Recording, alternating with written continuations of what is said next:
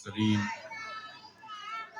سيد الأولين والآخرين سيدنا ونبينا وحبيبنا وإمامنا وقدوتنا ومولانا محمد وعلى آله وصحبه أجمعين ومن تبعهم بإحسان ودعا بدعوتهم إلى يوم الدين. أما بعد، أعوذ بالله من الشيطان الرجيم. بسم الله الرحمن الرحيم.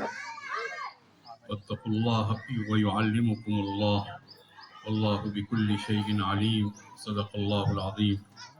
وقال النبي صلى الله عليه وآله وسلم: كلكم راع وكلكم مسؤول عن رعيته، أو كما ورد عن النبي صلی اللہ علیہ وآلہ وسلم.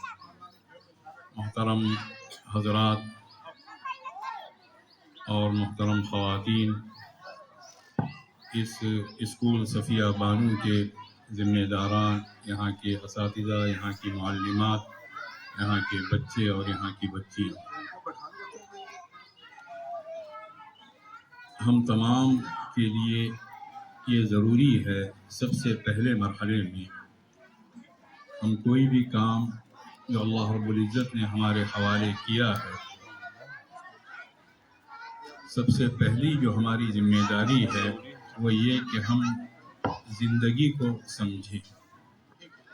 اللہ نے ہمیں جو زندگی دی ہے اس کی اگر صحیح سمجھ پیدا ہو گئی تو زندگی سے متعلق جتنے بھی کام ہیں، اسکولوں کا قائم کرنا، پڑھنا پڑھانا، تعلیم دینا، تعلیم پانا، یہ تمام چیزیں زندگی سے جڑی ہوئی ہیں، اور ہر چیز کو درست رکھنے کے لیے زندگی کو درست رکھنا ضروری ہے. اگر ہم اپنی زندگیوں کا صحیح جائزہ نہ لیں اور ہم اپنی زندگی کا کوئی مقصد متعین نہ کریں تو پھر اس زندگی سے ریلیٹڈ جتنے بھی کام ہیں ان کاموں کا بھی ہم مقصد متعین نہیں کر سکتے اور کوئی کام ہمارا پائیدار نہیں ہو سکتا. اللہ رب العزت نے جو ہمیں زندگی دی ہے، اس زندگی کے تعلق سے دنیا میں کئی فلسفے چل رہے ہیں. ایک بہت بڑی تعداد وہ آخرت کو مانتی ہی نہیں ہے، اور اس کے نزدیک جو کچھ ہے یہ دنیا ہے، اور دنیا ہی میں جو کرنا ہے وہ کر کے چلے جانا ہے، اور اس کے بعد کسی اور زندگی کا تصور نہیں. قرآن کریم اس زندگی کے بارے میں یہ فیصلہ سناتا ہے کہ ایسے لوگوں کے تمام کام غارت ہو جائیں گے اور ان کا کوئی کام نتیجہ خیز نہیں ہوگا اور اپنے انجام تک نہیں پہنچے گا. قل هل ننبئكم بالاخسرین اعمالا، اے محمد صلی اللہ علیہ وسلم آپ اس کا اعلان فرما دیں کہ کیا میں تمہیں نہ بتلاؤں کہ کام کے لحاظ سے برباد کون ہیں، کام کے لحاظ سے سب کچھ کھونے والے لوگ کون ہیں. پھر اللہ نے خود ہی اس کا جواب دیا ہے، اور اسی میں زندگی کے فلسفے کو بیان بھی کیا گیا ہے. الذین ضل سعیہم فی الحیاۃ الدنیا وہم یحسبون انہم یحسنون صنعا، یہ وہ لوگ ہیں جن کی ساری کوششیں دنیا کی زندگی میں بھٹک کر رہ گئیں اور وہ اپنی دانش میں سمجھتے رہے کہ بڑا اچھا کام وہ کر رہے ہیں. اولئک الذین کفروا بآیات ربہم ولقائہ، یہ وہ لوگ ہیں جنہوں نے اپنے رب کے آیات کو ٹھکرایا اور اپنے رب سے ملاقات کا انکار کیا. فحبطت اعمالہم فلا نقیم لہم یوم القیامۃ وزنا، ان کے سارے اعمال غارت ہو گئے اور ہم قیامت کے دن ایسے لوگوں کو بھی اور ان کے کاموں کو بھی کسی طرح کا کوئی وزن نہیں ان کا رکھیں گے، ان کے کاموں کی کوئی وقات نہیں ہوگی. اللہ نے یہ بتا دیا کہ اس زندگی کی کل قیمت یہ ہے کہ آدمی اللہ سے وابستہ رہے اور زندگی کو ایک امانت کے طور پر بسر کرے. اس بنیادی مسئلے کو جب تک ہم حل نہیں کریں گے اور جب تک انتہائی سنجیدگی کے ساتھ اس مسئلے پر غور نہیں کریں گے، زندگی سے متعلق کوئی بھی ہمارا کام نہ نتیجہ خیز ثابت ہوگا، نہ انجام کے لحاظ سے بہتر ثابت ہوگا. جتنے بھی لوگ یہاں موجود ہیں، کہنے والا خود بھی اس میں شامل ہے، اور اللہ جانتا ہے کہ وہ اپنے آپ سے سب سے بڑھ کر مخاطب ہے. ہم سب سے پہلے اپنی زندگی کے زاویے کو درست کریں، اور اگر وہ اللہ کے فضل و کرم سے درست ہے تو اسے درست رکھنے کی کوشش کریں. حضور اکرم صلی اللہ علیہ وسلم نے جو زندگی کا فلسفہ بیان کیا ہے، جو دنیا کی جو واہیات قسم کے فلسفے ہیں کہ زندگی اس کے لیے ہے کہ کچھ مزے اڑائے جائیں، یہی سب سے بڑا فلسفہ چل رہا ہے، کھایا جائے، پیٹ بھرا جائے، کچھ مزے اڑائے جائیں، یہ زندگی کا ایک فلسفہ بنا ہوا ہے۔ اس کے نتیجے میں جتنے بھی میدان ہیں، ہر میدان کی انتہا اس پر ہو رہی ہے کہ یا تو پیٹ بھرا جائے یا خواہشات پوری کی جائے۔ اللہ تعالیٰ نے اپنے منکروں اور اپنے باغیوں کے تعلق سے یہ بات ارشاد فرمائی ہے، والذین کفروا یتمتعون ویأکلون کما تأکل الانعام والنار مثوی لهم، کہ جو لوگ خدا کے منکر اور باغی ہیں وہ مزے اڑاتے ہیں اور اس طرح کھاتے ہیں جس طرح جانور کھاتے ہیں، کیونکہ کھانا ہی زندگی کا مقصد بن گیا ہے، اور ایسے لوگوں کا ٹھکانہ جہنم ہے۔ اس فلسفے کو قرآن کریم کنڈم کرتا ہے، اور قرآن کریم اس طرح کے فلسفے کو قدموں کے نیچے رکھنے کا حکم دیتا ہے۔ پھر زندگی کیا ہے؟ زندگی ایک امانت ہے، اس چیز کو ہمیشہ ذہن نشین رکھیں۔ اور حضرت صلی اللہ علیہ وسلم نے جو زندگی کا فلسفہ بیان کیا ہے وہ یہ کہ کلکم راع وکلکم مسئول عن رعیتہ، کہ تم میں سے ہر ایک ذمہ دار ہے اور ہر ایک سے اس کی ذمہ داری سے متعلق سوال کیا جائے گا۔ یہ چیز اگر ذہن و دماغ میں رہے گی کہ ہم ذمہ دار ہیں پوری زندگی میں، اپنے ایک ایک منٹ میں، ایک ایک سیکنڈ میں، ایک ایک لحظے میں، ایک ایک لمحے میں، اور ہم سے ہماری ذمہ داری کے بارے میں پوچھا جائے گا، تو ایک صاحب علم ذمہ داری کی زندگی بسر کرے گا، صاحب مال پوری ذمہ داری کے ساتھ کمائے گا، ذمہ داری کے ساتھ خرچ کرے گا، اور اگر کوئی صاحب انتظام ہے، کوئی کسی چیز کا انتظام سنبھال رہا اور چلا رہا ہے، وہ ذمہ داری کے ساتھ انتظام سنبھالے گا اور چلائے گا۔ ایک طالب علم ذمہ داری کے ساتھ پڑھے گا اور اپنے وقت کو صحیح طور پر خرچ کرے گا۔ ایک معلم پڑھانے والا اور ایک معلمہ پڑھانے والی پوری ذمہ داری کے ساتھ وہ اپنا کام انجام دیں گے اور دنیا کے سارے کام درست ہو جائیں گے، اگر حضور اکرم صلی اللہ علیہ وسلم کے اس فرمان کے مطابق ہم نے اپنے آپ کو ڈھال لیا۔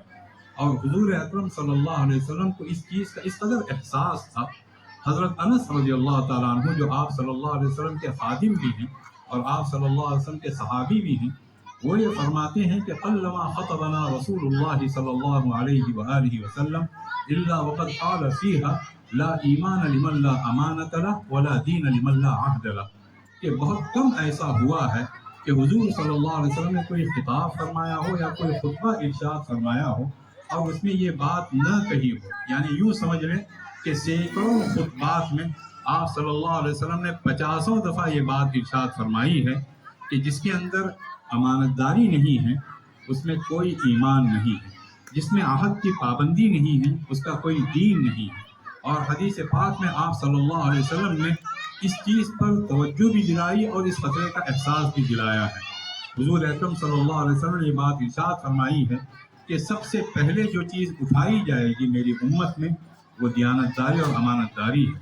ہر انسان کی کوشش یہ ہونی چاہیے کہ خود اس کا زمانہ یا وہ جس میدان سے متعلق ہے وہ میدان، وہ اس میں اس طرح نہ بنے اپنے میدان کو امانت داری سے بھر دے، اس طرح نہ ہو سکے تو کم سے کم اس کی اپنی ذات وہ تو امانت داری پر امانت داری کا وہ حامل بنے اور اپنی پوری زندگی دیانت داری کے ساتھ وہ بسر کرے اور اپنے آپ کو اللہ کے سامنے ہمیشہ وہ جواب دہ پائے۔ فَلَوْ صَدَقُوا اللَّهَ لَكَانَ خَيْرًا لَهُمْ، اگر لوگ اللہ سے سچے رہیں گے تو یہ ان کے حق میں سب سے بہتر ہے۔ تو یہ اس زمانے کا ایک اہم ترین پیغام ہے۔ حضور اکرم صلی اللہ علیہ وسلم کی ہر مبارک حدیث ہر زمانے کے لیے، ہر مکان کے لیے، ہر جگہ کے لیے، ہر فرد کے لیے ایک حیات اور موت کا پیغام ہے۔ اس کو اگر اختیار کیا گیا تو ہمارے لیے زندگی ہی زندگی ہے۔ ہم یہ طے کر لیں کہ ہماری زندگی امانت داری اور دیانت داری کے ساتھ بسر ہوگی۔ ہم گھر میں امانت دار ہوں گے، ہم بازاروں میں امانت دار ہوں گے، ہم اسکولوں میں امانت دار ہوں گے، ہم اپنے انتظام میں امانت دار ہوں گے، ہم اپنے جلسوں اور پروگرام میں امانت دار ہوں گے، ہم اپنے دنوں میں امانت دار ہوں گے، اپنی راتوں میں ہم امانت دار ہوں گے۔ دیانت داری کے ساتھ ہم زندگی بسر کریں گے۔ ہم یہ کہہ سکتے ہیں کہ دنیا کے اکثر مسائل نہیں بلکہ دنیا کے تمام مسائل حل ہو جائیں گے۔ اور امانت داری کا سب سے پہلا اور بنیادی تقاضا یہ ہے کہ ہم اپنے آپ کو اللہ کے لیے وقف کر دیں۔ اللہ نے ہمیں پیدا کیا ہے، اس نے ہمیں کان دیے، ناک دی، آنکھیں دی، اعضاء دیے، ہمارے اپنے آپ کے ہم نہیں ہیں، ہم اللہ رب العزت کے لیے. جو انسان بکتا ہے اور بکواس کرتا ہے کہ میرا جسم میری مرضی، اس کا جسم ہے کہاں میرے بھائیوں؟ اس کا جسم تو اس وقت ہوتا جب اس نے اپنے آپ کو پیدا کیا ہوتا. نہ اس نے اپنے آپ کو پیدا کیا، نہ اس نے اپنے کان بنائے، نہ اس نے اپنی آنکھیں بنائی، نہ اس نے اپنا دماغ بنایا، نہ اس نے اپنا دل بنایا، نہ اس نے اپنے اعضاء بنائے. اس نے اپنے آپ کو پیدا ہی نہیں کیا تو پھر اس کی مرضی کس طرح چلے گی؟ مرضی تو اس کی چلے گی جس نے اسے پیدا کیا. افمن یخلق کمن لا یخلق افلا تذکرون. بھلا جو ہستی پیدا کرتی ہے وہ اس کی طرح ہو سکتی ہے جو پیدا نہیں کرتی؟ اتنی بات بھی تمہاری سمجھ میں نہیں آ رہی ہے؟ اتنا بھی تم غور و فکر نہیں کرتے ہو؟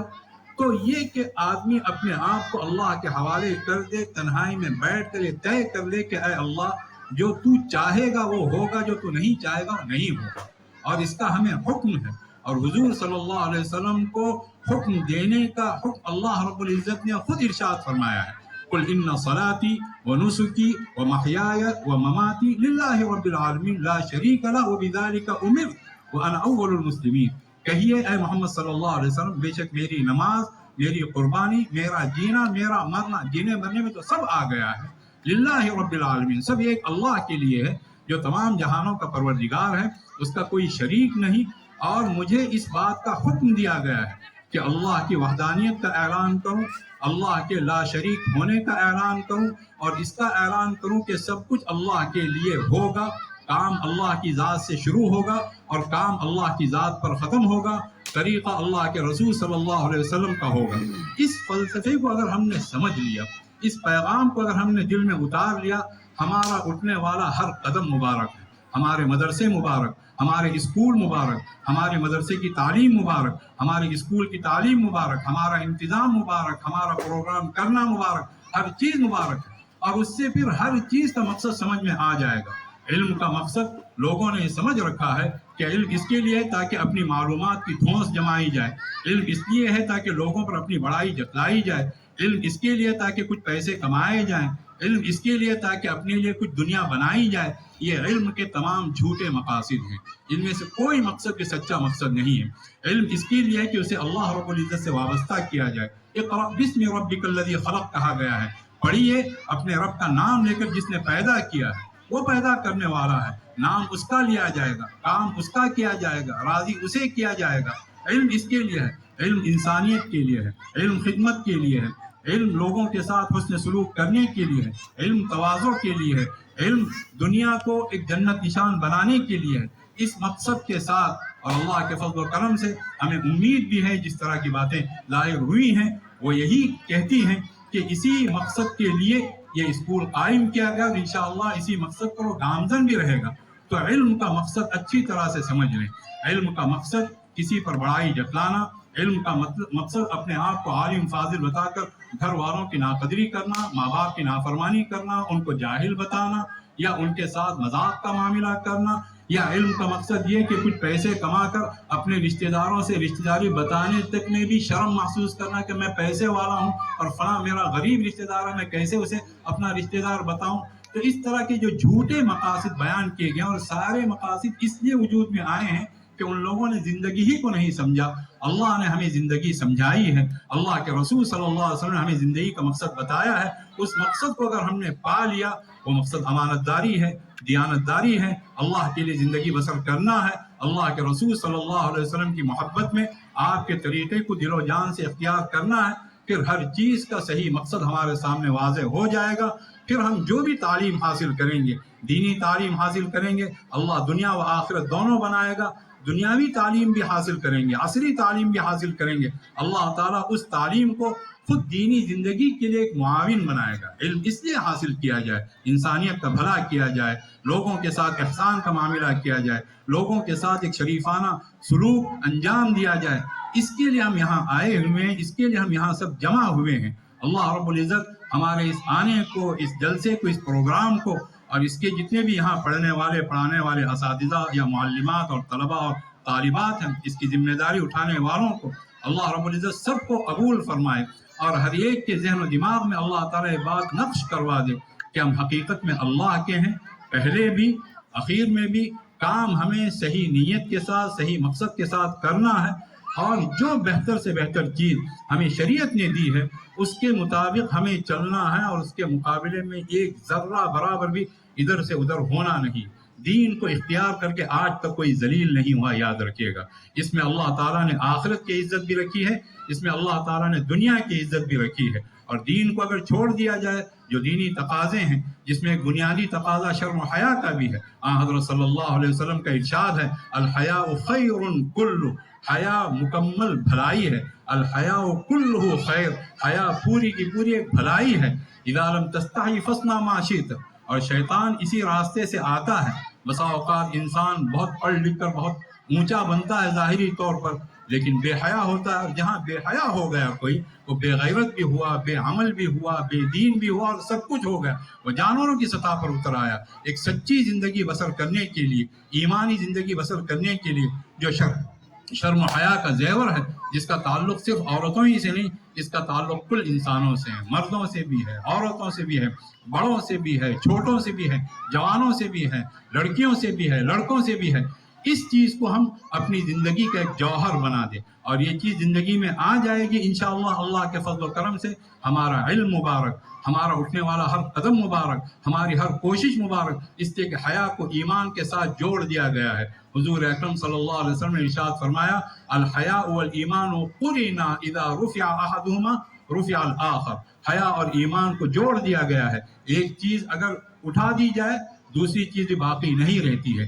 تو جو بنیادی ہدایات ہیں، انہی ہدایات کو تازہ کرنے کے لیے، انہی ہدایات پر عمل پیرا ہونے کے لیے، انہی ہدایات کو دنیا میں عام کرنے کے لیے، اس مشعل ایمانی کو لے کر دنیا میں جگہ جگہ خود بھی روشن ہونے کے لیے، اور اللہ کی اس کائنات کو، اس زمین کو روشن کرنے کے لیے اللہ کے رسول صلی اللہ علیہ وسلم مبعوث کیے گئے۔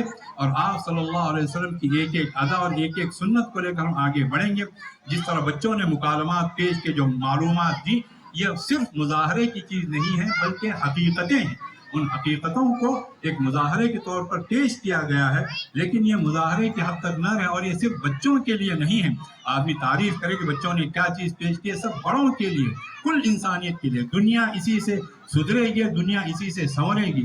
ہر انسان ان تمام چیزوں کو لے اور اپنے اسکول کو ایک مثالی اسکول بنانے کی کوشش کرے، جہاں ظاہری طور پر وہ چیزیں بہتر سے بہتر ہوں، اور اس سے زیادہ اندرونی طور پر وہ چیز اور زیادہ بہتر ہو۔ یہ سبق ہمیں حضور اکرم صلی اللہ علیہ وسلم نے سکھایا ہے۔ اللہم اجعل سریرتی خیرا من علانیتی واجعل علانیتی صالحہ، اے اللہ تو میرے باطن کو میرے ظاہر سے بھی اچھا بنا دے، اور میرے ظاہر کو بہت اچھا بنا دے۔